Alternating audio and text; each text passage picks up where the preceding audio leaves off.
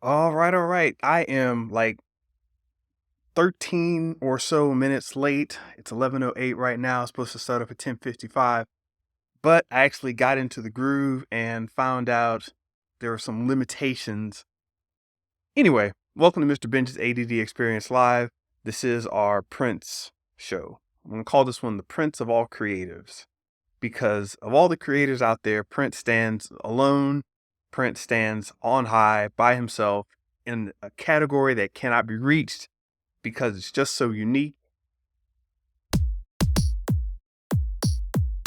And thank you, Gypsy Love, for showing up in the chat. Apologies for being a little late here. I had to readjust things just a little bit, but that is all good.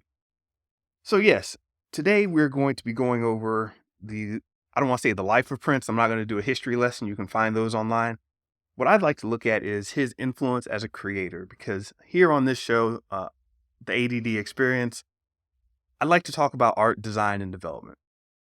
And I like to go back and look at certain characters through time that have really changed our perception of what art, design, and development can be. That true artist spirit, right? That creative vibe. And that dripped through Prince. That's his legacy, if anything. A talented creator, multifaceted individual. We will definitely get into that here. Really quickly, I do want to mention a lot of my friends out in New York. Man, prayers go out to you and guys in New York. You're dealing with the wildfire. It's been looking pretty crazy out there. If you've got any people out there, definitely send them a shout. It's, it doesn't seem like really bad when someone just says, oh, the, smog or whatever. But if you look at the pictures, man, it's pretty, the weather there is like pure smoke. The landscape is orange. I don't know if you guys remember GTA 6, I'm not GTA 6, GTA San Andreas, how it was overblown and orange just to give that crazy smoggy look. And somewhere between my internet connection, things kind of went weird. So I don't know what just happened, but my speeds were clocking in super low and nothing was going on. So I had to drop out for a minute and now I'm back. Hopefully this will stay strong, but either way, the show will continue. Who is Prince Roger Nelson? I don't know that I needed to explain a lot of this because he seems like one of those figures I've known for so long that I kind of assume everybody else knows him too. But I was walking around and I heard something on the radio and I said, I like this song. And somebody else said, who is this? And I had to go, oh, that's Prince. And yeah, he was a force to be reckoned with in terms of music. And I will go ahead and say this. Prince was the best musician of our time. And when I say our time, I'm referring to any modern music. He was the Mozart of our time. So I will take this from actually, when I say best musician of our time, I'll take that to all of American history, North American history. No musician was able to do what he did. I'm not talking about necessarily in terms of selling out stadiums. I'm not talking in terms of television popularity. I'm talking about being a musician. He was the Mozart of our time and the best at what he did, and the best at keeping it going. How do you quantify such a claim? How do you quantify such a bold statement, right?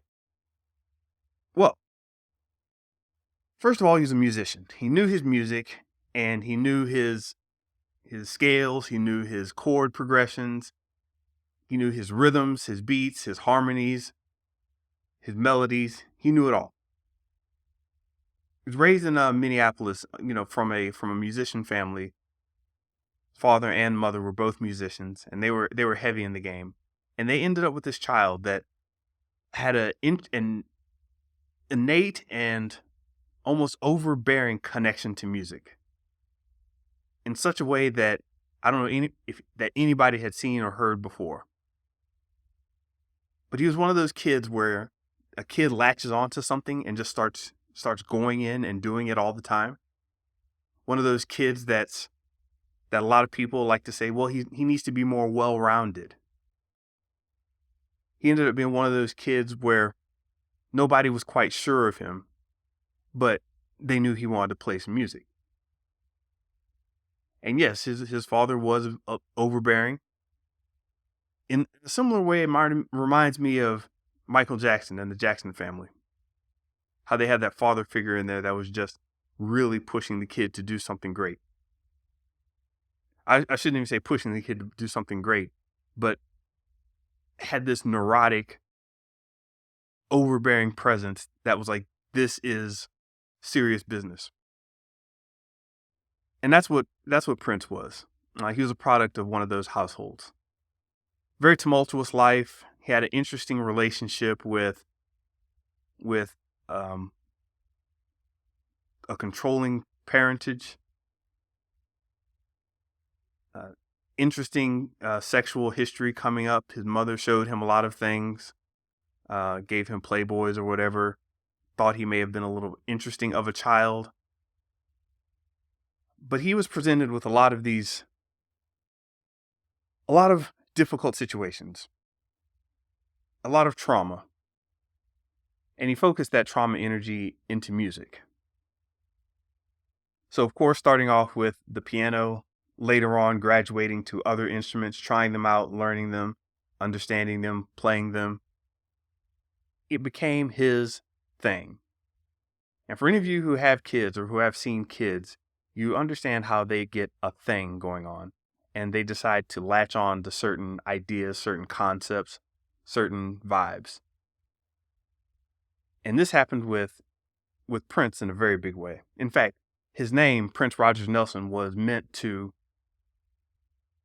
evoke an idea of a superstar. But even though he had the name, his father not pushed him away from it, but pushed him in a way that was like, yeah, you got to earn this. To the point where Prince didn't even like his name. It's like, I'm supposed to be a rock star or whatever. What are you talking about? You won't even let me play the piano when I want to. It became a whole thing, man. It was a wild history for him. But he was also not just a musician. He was extremely talented and extremely skilled. He was a producer, was able to put together songs, was able to put together stage shows, was able to put together orchestrations. With all the different musical instruments, he was able to play pretty much what was out there to be played, especially in your basic bands. So we're talking drums, saxophone, flute, piano, vocals, etc. Guitar, bass guitar. He just knew it all and was very good with it. So not only was he a musician, a producer, a player of all these instruments, he was also a performer. You saw him on stage, the way he moved, got vibes of James Brown. You got vibes from the old scat artist. I was thinking a little bit of Cab Calloway came to mind. So yeah, he was definitely out there performing. And then what else did he do? He was a songwriter, wrote the lyrics, put together these very layered and nuanced words that just touched people. Composer. Was able to, when you think of producer, you think of being able to take all these separate elements and put them together in a studio, but also composing, writing out the song notes, writing out the melodies and harmonies, how they're going to go together, how you're going to have your arpeggios and your, going from your different key progressions. How is it all going to work? That's what Prince was good for. That's what Prince was doing. Stage artist and fashionista. I'll throw fashionista in there because he got to a point where he was just expressing himself in all these different ways that enhanced the music. And that stage presence and that stage visual definitely came through with Prince. Prince had a certain vibe about him that needed to be expressed also through his fashions. Probably seen everybody talks about the butt out jeans where he, basically had his ass hanging out, pulling a Cher almost, has ass hanging out on stage. He had the fluffy, the ruffled shirts, big crazy outfits, the glitter, the purple. We know him as the purple one even because he trademarked the look, basically. But that's what happens when you get such a unique individual, such a unique creator, such a unique artist. But it all came down to music. And as I said, the greatest musician of our time, the Mozart of our time.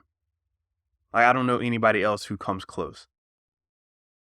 You may have performers, you may have singers, you may have dancers, you may have a person who just knows how to play a couple instruments, but they didn't have all of this in one package, and they definitely weren't as musically connected and on stage like Prince was.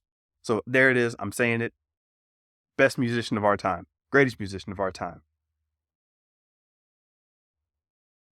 So when they asked him, why was he able to stay around so long? You don't get a lot of people who can connect with their audiences like this over time, but Prince was able to do that. And how was he able to do this? You could tell he was an artist because a genius artist, because he actually connected with the people. I don't use the term genius unless you can connect with the people. There's a certain human element of creativity that you need to connect with the people. And to do that, you need to be able to not only look within yourself, you not only need to look at the technique and the pieces and parts and all of the elements that go into whatever your art is, you need to be able to stand outside of yourself and look at music that way. You need to be able to stand on the outside and look at yourself, not just a mirror image, but being able to separate yourself from your own product and try to create more from there. And I think that's what geniuses do. And Prince was one of those geniuses. In fact, he was such a genius, he made a statement about his longevity. It said the key to longevity is to learn everything you can about music. So at every point along the way in his career, he just kept picking up more and more and more. More knowledge, more skill, more understanding of how different people listen to different music, more ways of interacting with these 88 notes or 88 tones, and just playing more and more and more. And this dedication to a singular goal, not every creator can do that. It's a rare one indeed that really has that type of focus. And of course, this is what brought him to want control of his music and control of the way things went.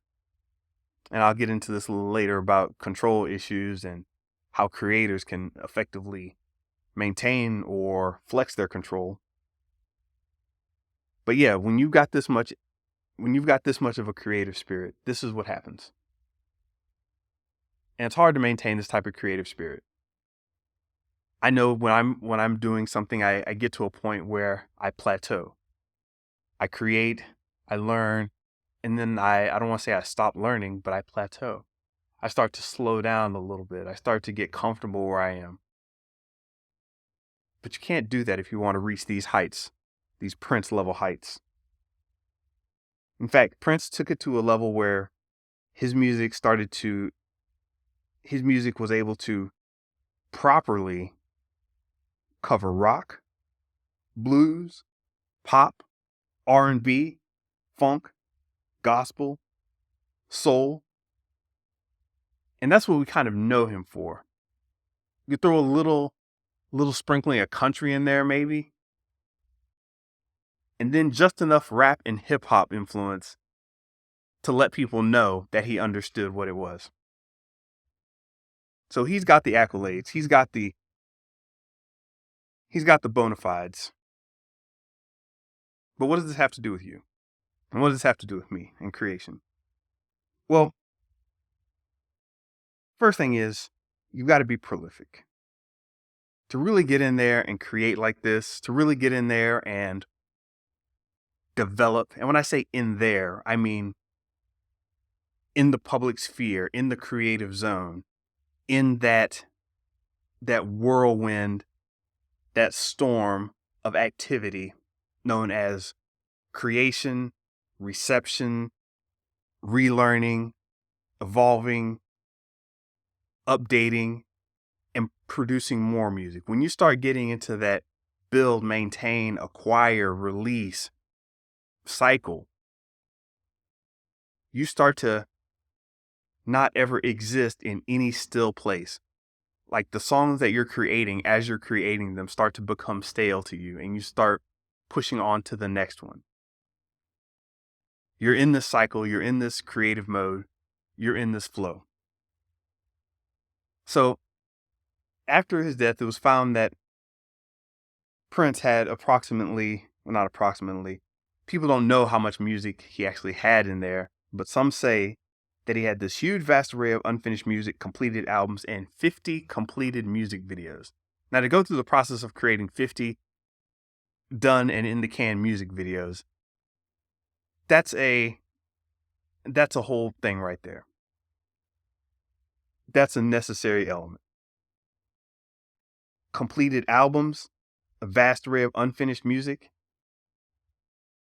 And some of it they've started to release posthumously. I honestly haven't listened to the post-death music from Prince, or what we would hear after he's passed on. I'm not sure I completely want to, being that it wasn't material that he deemed timely enough or worthy enough to get out there while he was with us. But it was out there, and it's prolific. I think when you start to get into a real flow, and I've talked about the creative flow before, when you start to get into a real creative flow, that's when you start just putting stuff out. And it gets to the point where you can't stop. It's not something you do. It is you. It's your thing. It's your being. It's your basic output. Your basic mode of operating is to create. And you can only get that kind of prolific output by learning, applying, releasing, building, maintaining, and acquiring. Build, maintain, acquire, release. That's the general cycle there. And it doesn't necessarily have to go in that order. All right, well, that did not work out. I definitely will be editing this show. Audio technology can be a thing. One of the things about being creators and moving your creative energy into better places is by utilizing the power of trauma. Now, a lot of people try to usually do one of two things. They try to have you cope with the trauma, or just like understand the trauma that you've experienced and cope with it, saying to themselves, yes, that is the trauma there. That is what happened. And we don't even have to take it to a trauma level for the easiness of this discussion. Let's just say things that upset us, things that trigger us, anger us, frustrate us, etc. Things that bother us, even that will make it even lighter. But let's keep in mind that we're using the power of trauma or negativity to fuel our creativity. How does that even work? Well, anything that we find that's negative, there's generally a positive that goes along with that. So finding what you don't want lets you know what you want. Pain is something we obviously don't want. So how do we get away from that? How do we turn that pain into something beautiful? You do this by utilizing the power of trauma. As I said earlier, Prince had a tumultuous relationship with his family, his parents. He had seizures as a young boy. He was teased a lot. And he also grew up as a young black kid in Minneapolis. This was not a great place to grow up in for young black people. I don't know if a lot of you know this. You may have remembered the target that got targeted during the I want to say George Floyd. There was a Black Lives Matter protest. The George Floyd thing happened, and there was a target that was targeted. it ended up getting looted, violated, vandalized, whatever you want to call it. It ended up getting trashed, and people kept sending around the idea that, hey, they're destroying their own community. This is the problem. They're destroying their own community. What's happening? What's going on? Well, it's more complicated than that.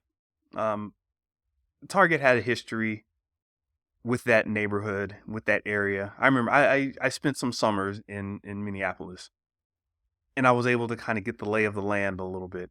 And one of the things I learned about was Target working with the police in this area. And they ended up causing a lot of problems for the community.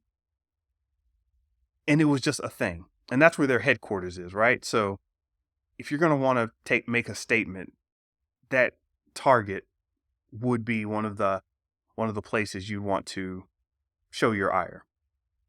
You'd want to protest. Not calling it right or wrong. I'm just saying there's context and there's history with that location. But what does that have to do with Prince? Prince grew up in that area, what I'm saying, and there was a lot of trauma there from being a young black kid, especially one who's going through seizures, who has family problems at home, and who has just, being black in that area. Also, he came from a very religious family who seemed to not behave very religiously. So whenever you have this type of dichotomy, a religious fronting family or a religious acting family, where they have a lot of the religious tenets, but then don't behave like religious people, you get to have a little bit of a schism there, a little bit of a dichotomy. And it's not always easy to work with, especially from a child's point of view. I think the parents are a little bit more able to deal with it than kids, especially when a kid is in that situation. They get confused as, well, hey, wait a minute. You're going to church and doing all this. That's kind of a front, but you're really like this behind closed doors, but I can't talk about it. I can't bring it up. It brings a certain level of confusion, right? That's what happens. So let me see if I want to make sure this is not acting bad on me. No, it seems to be doing the right thing here. All right. Hopefully everybody's hearing this okay. But yeah, so all this was going on. He's having problems. He started into basketball at one point. If you hadn't heard the stories, Prince is actually a good basketball player and thought he was going to be able to go into basketball as a thing. He was on the high school or middle school team. I forgot which one, but he was on the school team and was able to actually do very well. But at one point, he realized he couldn't be great at it. He couldn't be the great that he wanted to be, or he thought that it was better to be a great in music. So he dropped basketball at one point and said, you know what? I love basketball. I'm going to keep doing it recreationally. But as far as being serious, I will create music as much as I can. In spite of my parents, in spite of my father, in spite of my mother, this is still something that I'm all about. And it's hard to kind of get the exact story because Prince was so private. But if you're a creator like Prince and you've led a hard life, back to the trauma and using negativity to fuel you, people like Prince lead hard lives. And even if it's not an externally hard life, it's one that's internally hard. Because as a creator, you start to realize at a certain point, the world doesn't want you to do what you're doing. The world has a certain tolerance for somebody being good and usable by whatever economic systems and economic forces the world has going on. Like, oh, we can use that guy. We can take what they've got and push forward. We can exploit that. So there's a certain amount of usability that people are granted when they're very creative and they're doing something good. But very early on, creators will start to learn that the world doesn't want you to just create what you want. Somewhere along the way, they will become frustrated. They'll become confused. They'll become lost. Their inadequacy will start to show. Their jealousy will start to play out. Their envy will start to make a mark on you. And this is what happens. No matter where you go, no matter what kind of creator you are, once you start creating something that's good enough and that's working for you or for someone else, people will start to push back on you. People will start to put roadblocks in your path. They'll start to give you suggestions like, hey, man, maybe if you did it this way. Or, hey, man, maybe if you tweaked it a little bit towards this. Or, hey, look here, lady. I think it would really be cool if you added this. Or, hey, lady, how come you aren't doing this? And it becomes almost a trauma in itself. So the energy you were using from these things, these events in your life, this consternation you're feeling, taking that energy and putting it into your creative work, ironically and tragically, causes more pain because people will still pile on and try to fight you even more. Does it ever get better? Not really. You just learn to deal with it more. And I want to use the word deal because that's an active word, right? You're dealing with something. You're taking it on. You're not just, as I said earlier, you're not just coping with it. You're not just trying to understand it. You're literally dealing with it. You have cards in your hands that you were dealt. Deal. Play the hand. Play the hand you're dealt. So I said there were two parts to that. You don't just want to cope, right? You don't just want to tolerate what's there and say, well, that's just how that is, and nod your head back and forth. And the second thing you don't want to do is you definitely don't want to act like it's not there or pretend you're something else. That's the worst, where you're trying to mitigate your own creative energies, where you're trying to pull back on this great gift that you've been given, where you've got a vibe going on and someone tells you, no, you should do this instead. It's like, oh, you're so good at math. Why are you doing math all the time? Why don't you help me work on my computer? And you're like, computers, math, kind of similar, but I'm really all about the actual mathematics. I'm not so into tech. It's like, yeah, but you're good with computers. It's like, listen, I know I'm good with computers, but that's because math can be worked on with computers. I'm not trying to be a computer guy. And they're like, hey, yeah, I know. But can you come set up my router and my Ethernet? And hey, we need help with this computer thing. And people will start to take you away from your creativity. It's difficult. It is. So yeah, people will try to have you cope, just cope with it, just tolerate it. And then people will try to redirect your energy. Neither of those are acceptable to me. If you're creative, you've got to get out there and you've got to create properly. That is taking what you know, what energy you have, both the positive and the negative, and intertwine that energy into something very tight and strong and pushes forward into something new.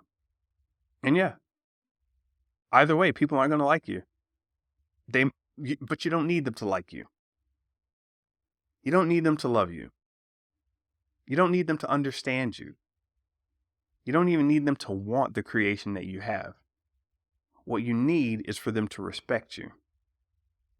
And if your energy is strong enough, and your energy is potent enough, and it's being put out there with enough gusto, then you'll definitely be tapping into the realm of a true creator. Because most people are thinking about the world the way it is, and they're thinking about songs in their head in the way it is, or songs or paintings or whatever. They're thinking about the way things are.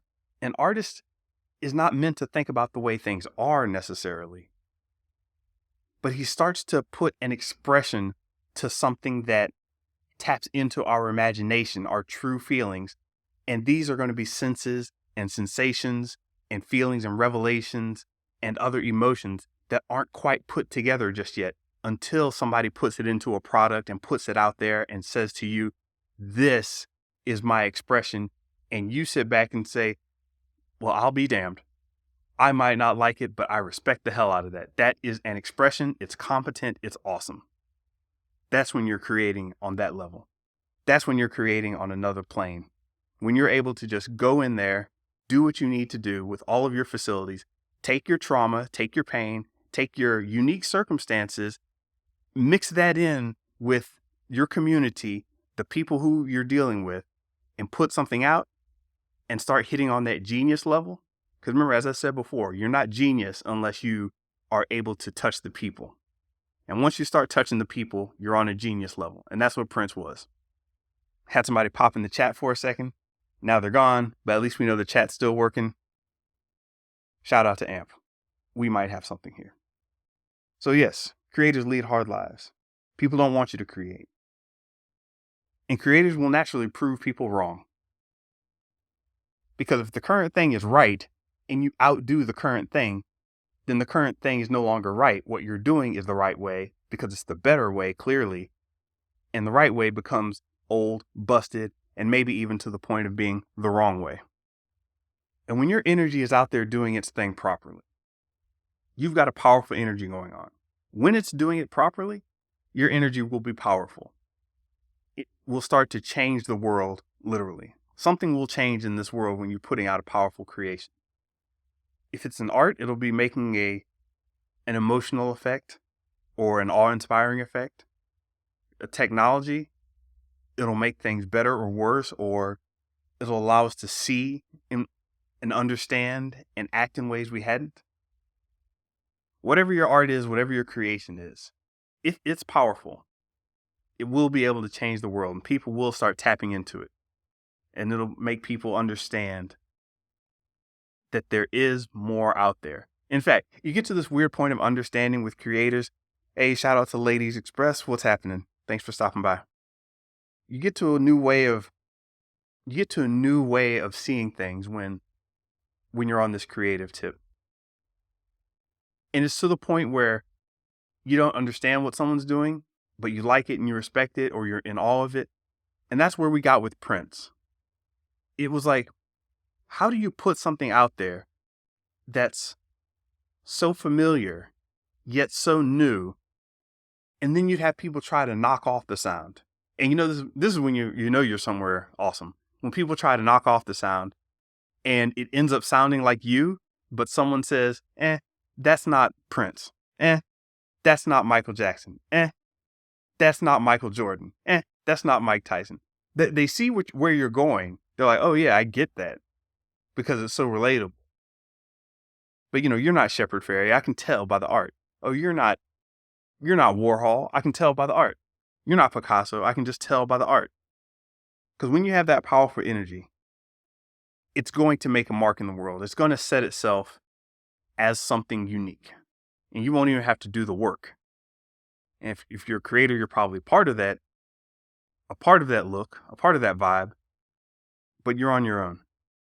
So one thing people ask when talking about energy, do you have to be a loner? Not necessarily. You may be a collaborative kind of creator, somebody who talks to a lot of people and goes to a lot of places, involves themselves with the community. It may just be that way. But you're out there on your own creatively. And the most you can ask for is support. You may not be alone physically, but you're out there alone with your creation.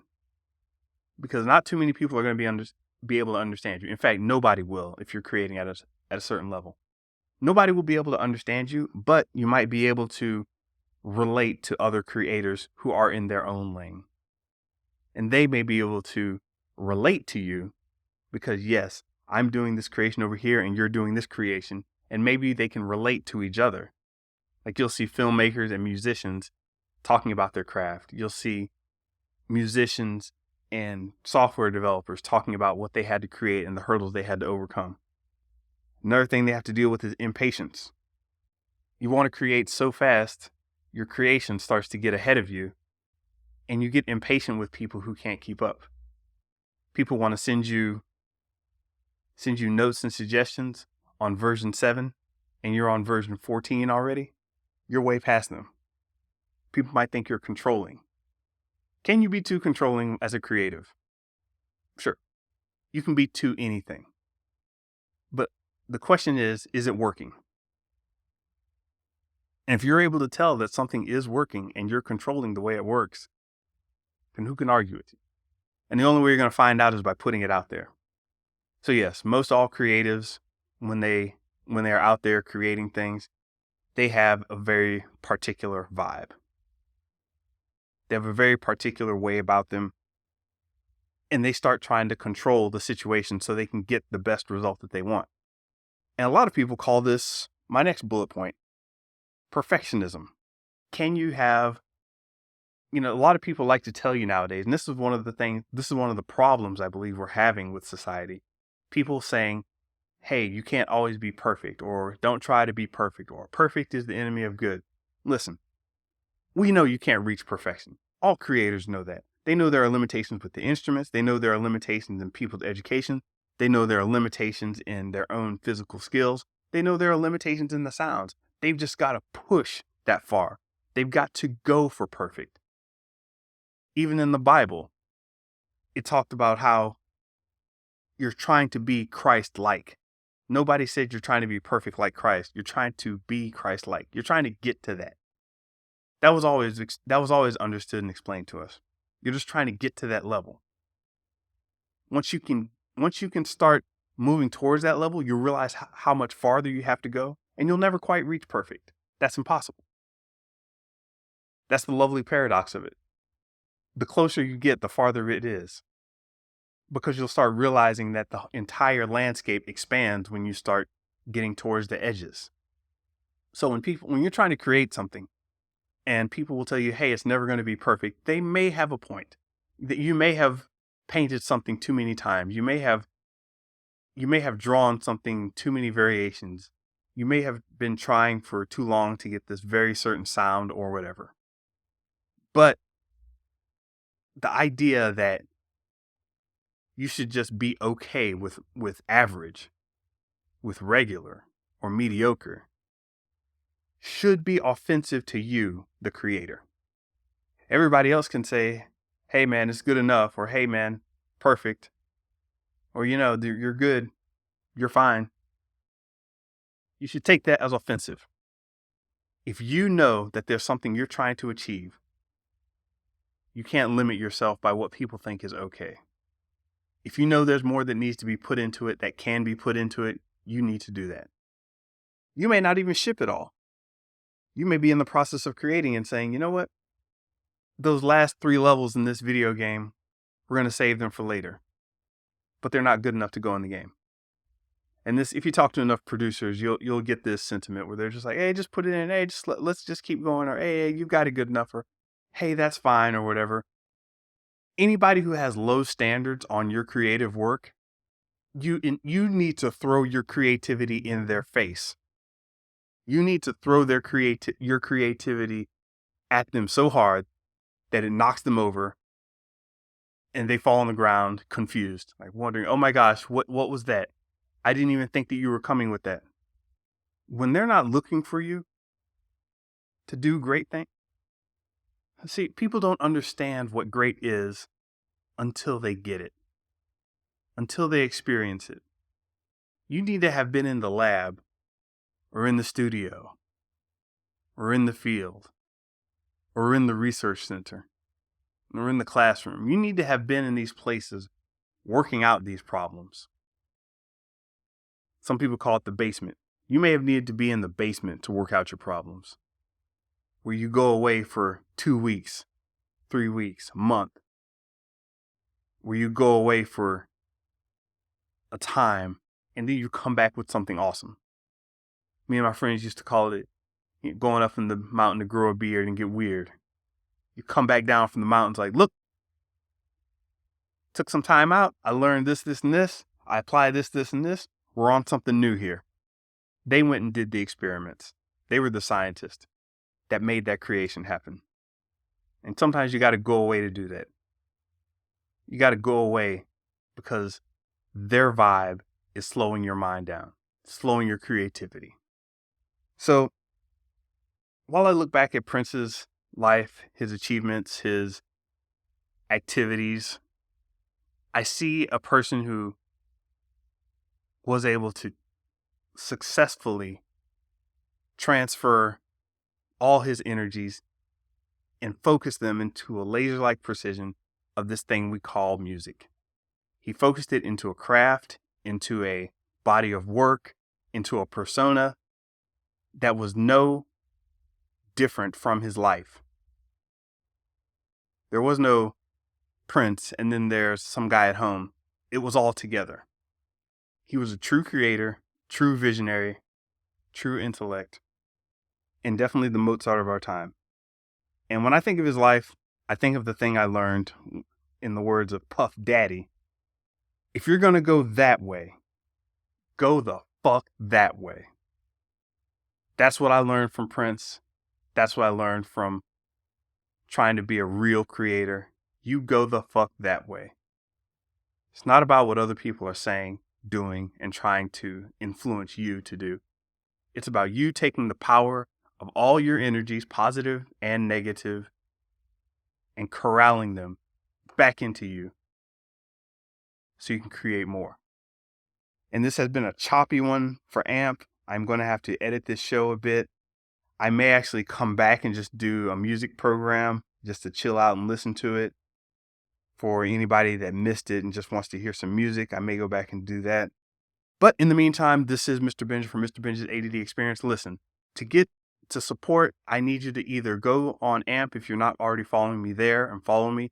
Go on YouTube, follow me there. And I'm on Instagram, also at Mr. Benja. Those are my 3 major platforms, YouTube, Instagram, and AMP right now. So I'm trying to do this thing. I want to come out creating more and more and better and better. And you know what? I've just decided I'm going to go the fuck that way. Have a good day.